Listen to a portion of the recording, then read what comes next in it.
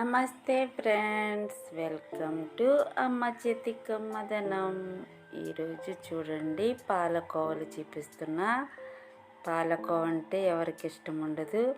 పిల్లలకి, పెద్దలకి అందరికీ చాలా ఇష్టంగా ఉంటుంది. చాలా మంచి రెసిపీ ఇది. ఎవరైనా హ్యాపీగా తినేయచ్చు. చాలా హెల్దీ రెసిపీ కూడా. ఈ పాలకోవని ఇలా తయారు చేసి ఇదంతా చల్లారనివ్వాలన్నమాట. పెద్ద పెద్ద పళ్ళాళ్ళు వేసి చూడండి ఎలా చేస్తున్నారో.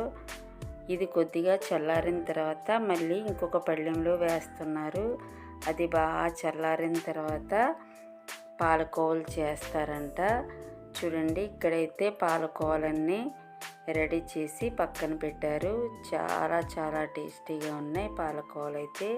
మా రెసిపీస్ మీకు నచ్చినట్లయితే లైక్ చేయండి, షేర్ చేయండి, సబ్స్క్రైబ్ చేయండి.